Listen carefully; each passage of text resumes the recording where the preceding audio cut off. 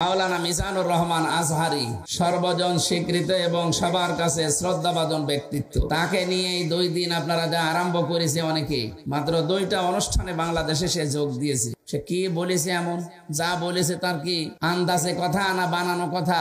সে বলেছিল একটা ডাকাত চলে গেছে, আর একটা ডাকাত যেন না আসে। কথা তো ঠিকই। এই 2 দিন আগে আমি যাইছিলাম কুমিল্লা, ওর পাশের জেলা ব্রাহ্মণবাড়িয়া। চাঁদার টাকা ভাগাভাগি করতে গিয়ে 10 জন আহত। এটা তো বানানো নিয়ম না, সব তো দেখতে পাচ্ছি আমরা। এই পাশের জেলা নরসিংদী নাকি নারায়ণগঞ্জ বন্দরে রাতের বেলা গেছে চাঁদা চাইতে, মনে করছে কেউ দেখে না। আরে ভাই, আপনি কোন জগতে আছেন? এই দেশটা এখন গোয়েন্দাদের নখদর্পণে। আপনি জানেন বাস্তবতা, আমি নিজে দেখেছি। আপনি মনে করছেন আমি রাতের বেলা গেলাম, টের পেল কি করে? আরে রাতে আপনি পায়খানায় বসে কি করেন তাও দেখতে পাচ্ছে তারা।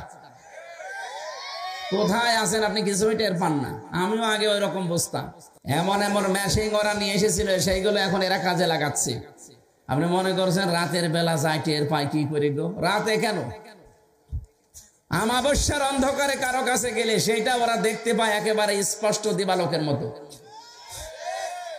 আমি রিমান্ডে পড়ে আছি। কোথায় আমার বাড়িতে কল দিয়েছে মাওলানা আমিরুল ইসলাম বিলালি, ওইগুলো পুরাটা রেকর্ড করে একেবারে ভিডিও ক্লিপ আকারে আমার সামনে। কি গো আশ্চর্য, এই কথা বলেছে তো কেউ জানার কথা না। আর আপনি চাঁদাবাজি করতে যাবেন, মনে হচ্ছে কেউ টের পায় না। অন্যের বাসায় ডিম পেড়ে মনে করছে কেউ টের পাচ্ছে না। গাইবান্ধা জজের কাছে 50 লাখ টাকা চাঁদা দাবি করেছেন। এটা কি গোপন আছে না প্রকাশ হয়ে গেছে? বরিশালে চাঁদাবাজি করতেছে 2 দল মারামারি করে, একজন একেবারে মরেই গেছে, আরো অনেকগুলো আহত। চোরের মার বড় গলা শুনতাম, এখন দেখতে পাচ্ছি। আগে শুনতাম যে চোরের মার নাকি বড় গলা, এখন শুনতে দেখতে পাচ্ছি না। এই জন্য উল্টা পাল্টা মাথা খারাপ করে না করে নিজেকে আগে সামলান। গোয়েন্দারা কিন্তু, আমি বারবার বলছি কেন, কারণ তাদের সাথে আমি দেখেছি কথা বলে। ওরা বলছে আমরা সব নখদর্পণে দেখেছি, সব আমাদের দৃষ্টিতে।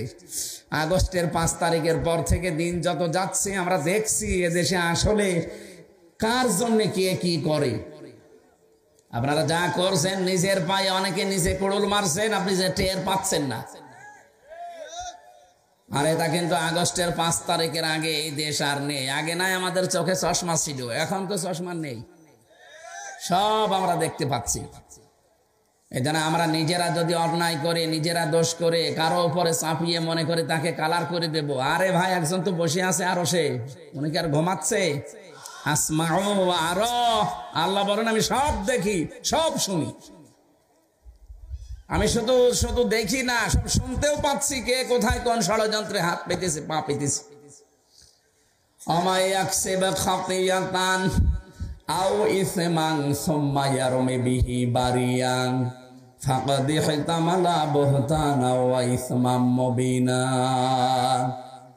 রব্বুল আলামিন বলেন, অনেক মানুষ এমন আছে নিজে অন্যায় কাজগুলো করে, আর অন্যায়টা যখন হয়ে যায় একটা নিরপরাধ মানুষের উপরে দোষটা চাপিয়ে নিজে ভালো সাজে।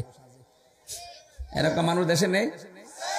ফাকাদ ইহতামালা বুহতানা ওয়া ইসমাম মুবিনা, সে যেন প্রকাশ্য পাপের বোঝা মাথায় বহন করে ঘুরতেছে।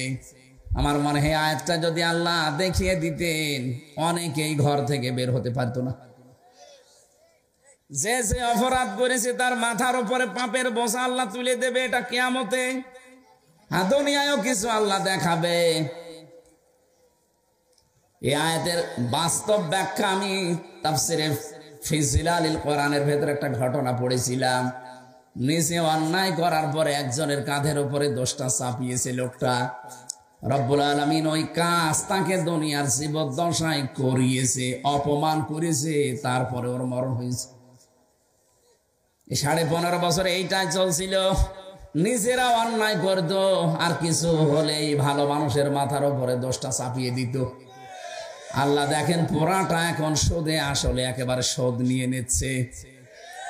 যা যা করেছিলেন 5 গুণ, সেটা আল্লাহ 15 গুণ করাচ্ছে। এখান থেকে যদি আপনার শিক্ষা না হয়, কপালে আর হেদায়েত বলে কিছু নেই। আমরা এখনই সাবধান হওয়ার চেষ্টা করছি। এ মাহফিল দিয়েছে ওই কারণে আমরা যেন সতর্ক থাকি। আল্লাহ পাক আমাদেরকে যদি সতর্ক না করেন, বিশ্বনবী মুহাম্মদ রাসূলুল্লাহকে আল্লাহ সতর্ককারী হিসাবে পাঠিয়েছিলেন, বাশীরা ওয়া নাযীরা। একদিকে তিনি যেমন সুসংবাদ দিতেন আর একদিকে সতর্ক করতেন। কথা বলেন ঠিক কিনা?